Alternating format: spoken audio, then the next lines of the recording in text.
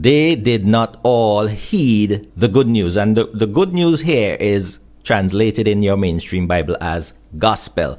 They did not heed the gospel. For Isaiah says, Lord, who has believed our report? And here he's quoting Isaiah 53, verse 1. Who has believed our report? So faith comes from hearing, and hearing by or concerning the word of Christ. Okay? When Paul quotes, for example, Isaiah 53 here, when he appeals to Isaiah 53, what Paul is saying, hey, you know what? The gospel that we are preaching can be found in Isaiah 53. So let's just take a trip into Isaiah chapter 53. So we read from verse 1. It says, who has believed our report, and to whom has the arm of the Lord been revealed? For he grew up before him like a tender shoot, like a root out of dry ground. He has no stately form nor majesty that we would look at him, nor an appearance that we would take pleasure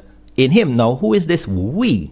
The we here is Israel. So Isaiah, through the Spirit of the Lord, is speaking about someone who would come to Israel. That person in Israel's eyes had no stately form or majesty that they would take notice of him, nor an appearance that Israel would take pleasure in him. He was despised and abandoned by men, and the men here again would be Israel, because context, Isaiah is writing to Israel, right? So this person would be despised and abandoned by Israel. He would be a man of great pain and familiar with sickness, and like one from whom people hide their faces. Again, Israel would hide their faces from this person.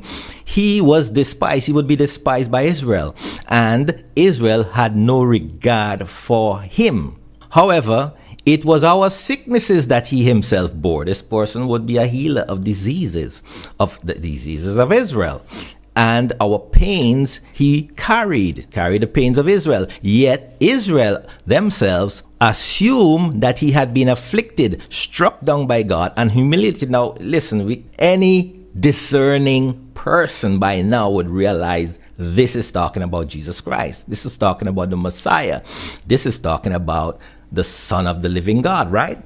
And his ministry to Israel. On the cross, this verse particularly here, we talk about, we assume that he had been afflicted and struck down by God and humiliated. This was Jesus's trial and crucifixion experience, where the Jews mocked him and said, well, if you are the Son of God, come down from the cross, because how can you be the Son of God and you're being put through all of this humiliation and all of this affliction? But actually, as Isaiah says, but he was actually pierced for Israel's offenses. He was crushed for Israel's wrongdoings.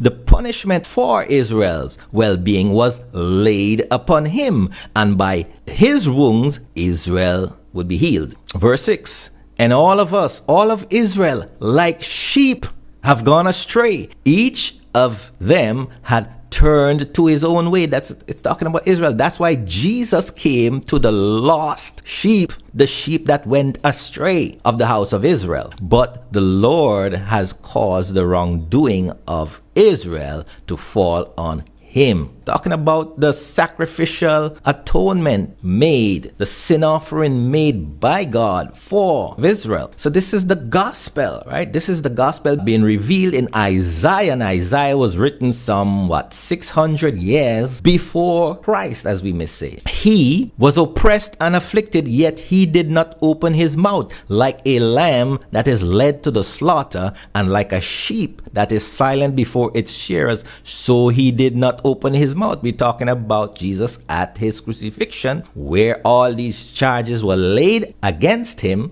and he did not respond. He did not open his mouth. He did not defend himself. By oppression and judgment, he was taken away.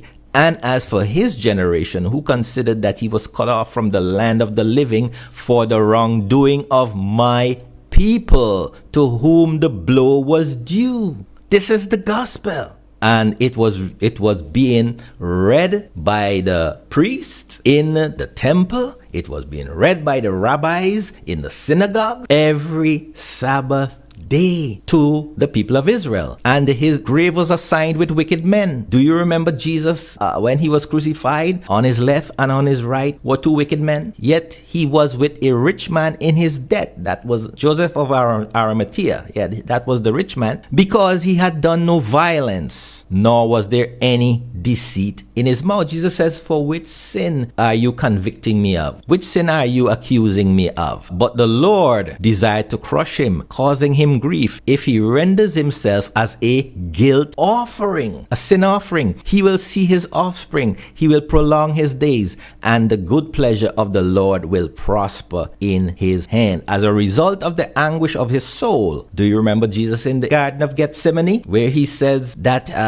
his soul was so heavy and so torn because of the sufferings that he had to go through for the atonement of Israel. As a result of the anguish of his soul, he will see it and be satisfied. I think in the book of Hebrews it talks about Jesus went through that ordeal. By faith he looked forward to what his sin offering would accomplish. By his knowledge, the righteous one, my servant, notice now this person is being identified. He is the righteous one, my servant, will justify. That is why on the road to Emmaus, the third day after Jesus' crucifixion, and the two disciples were walking on the road. I think his name was Cleopas, and they were so dejected, they were so disappointed that the Messiah had been crucified and everything was hopeless. And then they encountered Jesus on that road. Jesus revealed himself to them, and then Jesus began to talk to them, and he began to give them, as it were, a Bible study in the Old Testament. And I would believe that he would have talked to them about Isaiah 53. And he said to them, listen, didn't you know that I had to go through all of this to come into my glory? It was already written that these things should happen. By his knowledge, the righteous one, my servant, will justify the many again. Read Romans chapter 5. This is what Paul was writing about when he says, by the obedience of one, many shall be justified. By the disobedience of one, that is by the disobedience of Adam, many died. But by the obedience of one, many shall receive life and receive justification. Verse 12, I will allot him a portion with the great, and he will divide the plunder with the strong, because he has poured out his life unto death. He poured out his life unto death, and was counted with the wrongdoings. Yet he himself bore the sin of many, and interceded for the wrongdoer. Read Romans chapter 8. Paul talks about the intercessionary ministry of Christ. These are things that Paul did not come up with. These were not of his own idea. These were things which were written hundreds of years beforehand in the law and the prophets. So Paul refers to Isaiah 53 there to say, look, Israel actually knew about the gospel before Paul even came on the scene. So if you go back to Romans chapter 10 verse 17, so faith comes by hearing, and hearing by the word concerning Christ. Yeah. So that faith should have already been generated by reading Isaiah chapter 53.